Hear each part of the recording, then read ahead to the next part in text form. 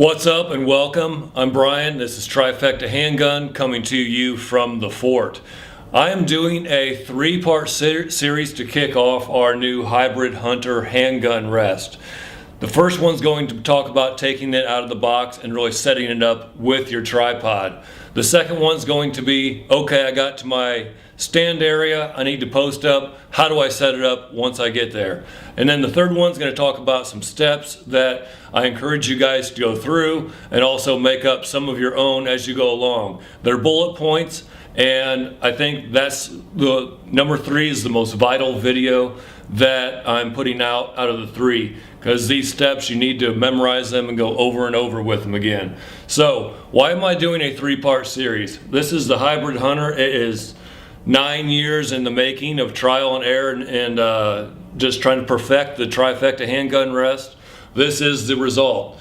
It is very ergonomic. It's meant to use with your bottleneck handgun cartridges, and I'm really happy with it. It's just something I started on about a year and a half ago and just started putting parts together, and I finally came up with what I think is the most ergonomically correct and stable handgun rest in the world. And what I'm trying to do with this rest is match it up with your gun to get the maximum accuracy that you can to match up your ability with the firearm that you choose to use. So let's get started. This is video number 1. We're going to talk about really just putting this thing together and getting it on a tripod. The first thing you want to do when you take it out of the box is just go ahead and hook it up. You'll see the base plate on your handgun rest there, and that's a 3/8/16 threaded hole, and that's just going to match up with your stud on your base plate of the tripod. So put those two together, get yourself a nice platform to start working with. The second thing you want to do is set up your Control Freak bag. First thing you need to do is find a piece of paper, something like this, maybe an old envelope that a bill came in if you guys get bills. Just something to separate the piece of Velcro on your rest with the piece of Velcro on your Control Freak bag. We don't want them to stick together quite yet.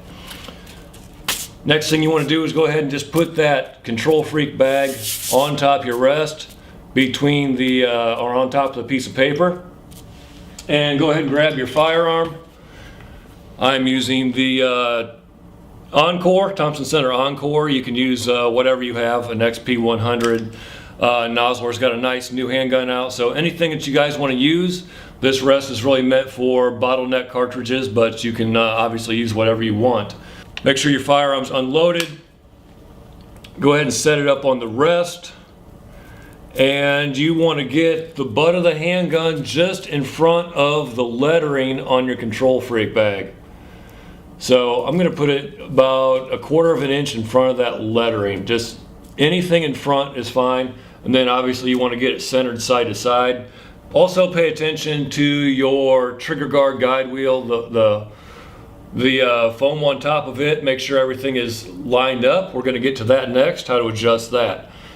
Once your Control Freak bag is where you want it to be, go ahead and just push down slightly on the bag itself and try to remove that piece of paper without moving the bag.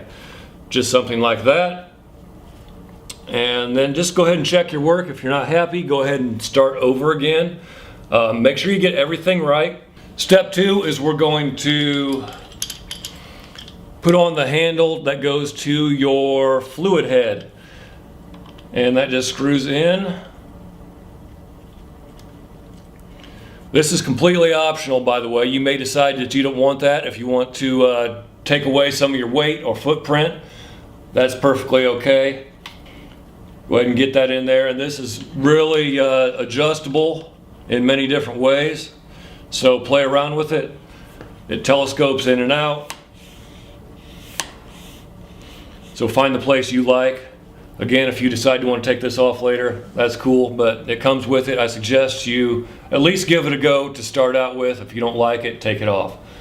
Okay, so now we have that. I use this handle just as a kind of a place marker for my arm to make sure I get it straightened in the right place every time. So I'm not going to put any weight on this, because if I put weight on this and the recoil of the gun goes off, it's going to bump my arm into this handle and pop up the front of the rest and possibly take it off target before the bullet actually exits the barrel. So we don't want to do that.